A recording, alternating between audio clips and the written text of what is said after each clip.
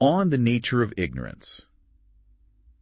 I mean, not exactly a title that just like jumps out at you, right? No, definitely not something you'd grab for like beach reading. Right. It sounds super serious, like, something you'd find tucked away in some like dusty corner of a library. Oh, yeah, totally. But trust me on this one, this deep dive, anything but dry, I promise. We're going to be tackling some seriously mind-bending stuff about how we humans, like, actually figure things out. Like, how do we get knowledge? Yeah. And then why ignorance isn't just like, an empty space. It's like this powerful force. Right. And then how is it that our human understanding, like, what sets it apart from even like the most amazing AI? Yeah. And it's fascinating because, all these ideas, they're not just some like, ivory tower debate, like philosophers arguing. Right. They actually impact like every single decision you make. Oh, absolutely. Every belief you hold dear. Totally. Every field of study out there. It's true. It's true. So to guide us on this little adventure, we've got this text that was inspired by conversations with Ludwig Wittgenstein. Oh, yeah. This philosopher, he was known for just like turning our everyday assumptions, like completely upside down. Right. He really makes you think. Oh, yeah, for sure. We're even going to touch a little bit on how some of these ideas line up with ancient Indian philosophy. Okay, cool. Advaita Vedanta. Okay. But the real heart of it, like the core of this whole deep dive, is how knowledge evolves, how it grows, how it changes, and what makes us, like humans, uniquely good at taking part in that whole process. Let's get into it then. Okay, so picture this. Wittgenstein's, chatting with his student. Right. Asks her, why did people once believe that the sun went around the earth? Classic question. Right. And she's like, well, because it looked like it, right? Seems pretty obvious, yeah. Yeah, totally. And you know what he says? What would it have looked like if it had looked like the earth was turning? It's the kind of question that just stops you in your tracks, right? It makes you really confront what you just take for granted totally as being natural or just like, self-evident. Right. And then suddenly you realize like, wait a minute, those assumptions, they're really just coming from your perspective, from what you're used to seeing. That's wild. And that applies to all of us, just as much as it did to those early astronomers trying to figure out the whole Earth-Sun thing. Man, I never thought of it like that before, Yeah. And that actually leads us to like one of the big things that this text really, really emphasizes. Oh, okay. This idea that ignorance isn't just like this empty space, like we were saying, like a lack of information. Yeah. It's an active force shaping like how we see the entire world. It's like, imagine you're looking through this warped lens. Okay. Everything looks distorted, even if you're looking right at it. And the thing is, we don't gain ignorance. Right.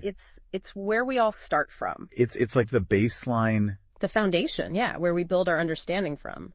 And that's why unlearning, shedding those ingrained biases and assumptions can be even more difficult and even more important than actually learning itself. Oh, yeah.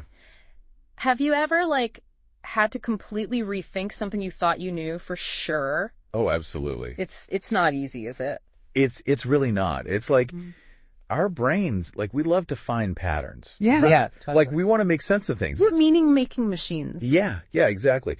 But sometimes those patterns, they can lead us like way down the wrong path. Down the rabbit hole. Oh, yeah, totally. So then how do we break free of that? Right. Well, the text introduces this idea from Karl Popper. Okay. That knowledge actually grows through this process of like making these bold guesses. Okay. And then actively trying to prove them wrong. Interesting. I know. It's almost like a scientific game of Clue. I like that. Yeah. You don't win by being right all the time. You win by getting rid of all the wrong possibilities. Systematically eliminating them. Yeah, exactly. And what's really important is that the explanations we come up with have what David Deutsch calls reach. Reach. Okay. It's not enough to just explain what we already know. Right. A good explanation, it unlocks these whole new areas of understanding. And things we couldn't have even thought about before. Yeah, totally. Can you give us an example of that? Yeah, sure. Think about Darwin's theory of evolution. Oh, okay. It didn't just explain, why there are so many different kinds of life on Earth. Right. It opened up all these new fields of study like genetics and paleontology. Stuff Darwin himself couldn't have even imagined. Wow, yeah. That's reach in action. That's a really good way to put it. Yeah. It's like each discovery is like opening up a new continent, a whole world to explore. And here's the really interesting part. Okay. The part that I find so fascinating. Yeah. Making those creative leaps, those bold guesses, at least for now. Yeah. AI can't do that. Right. It can process information incredibly fast. It can find patterns we might miss. It can even like write a poem. Right. But it's still limited by, the data we feed it, the algorithms we program into it. Right. It can't really break free from those limits in the same way that humans can. Yeah. It's like the difference between following a recipe and like coming up with a whole new dish. Exactly. Yeah, that's a good way to put it. So I guess, like, what does all of this mean for you, the listener? Right. Your ability to think creatively, to question your own assumptions. Yeah. To connect the dots, even when they seem totally unrelated. Right. These are your superpowers. In a world that's becoming, more and more dominated by AI. Exactly, yeah. It's not about how fast you can process information or how many facts you can memorize. Right. It's about those aha moments. Yeah. Those times when your perspective suddenly shifts and you see the world in a whole new way. That's what drives real progress, both for you personally and for humanity as a whole. Okay, my mind is officially blown. Good. And I know we said we'd touch on Advaita Vedanta. Yeah. So before we go too much further, can you give us just like a little taste of how this ancient Indian philosophy connects to everything we've been talking about? Sure. Advaita Vedanta, they take a very different approach. They really focus on the idea of consciousness as like the fundamental reality. Okay. And they argue that what we think of as the outside world, everything we see and experience, it's actually a projection of our own minds. Whoa. That's a pretty radical concept. It is, yeah. Yeah. And so for them, ignorance means the illusion of separateness, like mistaking our limited individual selves for something way bigger and more interconnected. Imagine like a wave in the ocean thinking it's separate from the ocean itself. Yeah. That's the kind of illusion Advaita is talking about. I see. Their path to knowledge involves dismantling those limiting perceptions. Okay. But we'll leave that exploration for another time. Yeah, I'm definitely intrigued. Yeah. But I'm also eager to share more about how all of this actually plays out in the real world. Right. So let's shift gears a bit and dive into some concrete examples. Sounds good. It's easy to get like caught up in these big philosophical ideas, you know? Right. But what's really cool is seeing how they actually play out in the real world. Yeah, for sure. Like how they shape everything from scientific breakthroughs to our own, personal lives. Okay, so give me an example. Sure. How does this whole ignorance as an active force thing, like how does that actually affect us day to day? Well, let's look at the history of science. Okay.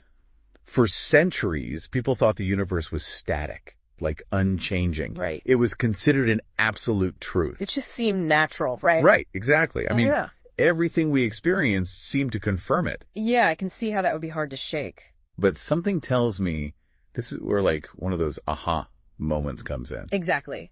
Along comes Edwin Hubble. Okay. With his observations of distant galaxies. Okay. And what he found, that the universe is actually expanding. Right. Completely shattered that long-held assumption. Wow.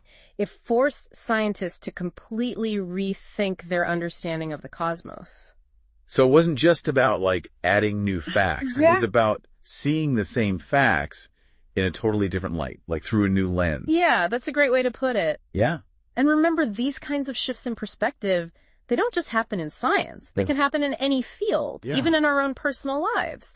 Totally. Think about a time when you had like a major realization about yourself or a relationship, or even just like the way you approach your work. Oh, yeah, for sure. It's like suddenly recognizing a pattern you've been blind to. Yeah. And it changes everything. Absolutely. It's like a light bulb moment. Yeah, exactly. Yeah. And that brings us back to the idea of ignorance as an active force. Those unexamined assumptions, those natural ways of seeing the world. Yeah. They act like blinders. Okay. Limiting what we can even perceive. Right. Let alone understand. And it's like trying to do a puzzle, but like half the pieces are missing. Exactly. Yeah. And that's why this process of unlearning, of questioning those really deeply ingrained assumptions, it's so crucial. It's about taking off the blinders and allowing ourselves to see the world with fresh eyes. Okay, I think I can feel some of my own natural assumptions squirming a little bit now. Good. Like, how can we even start to identify those and actually start seeing things with fresh eyes? Well, the text doesn't get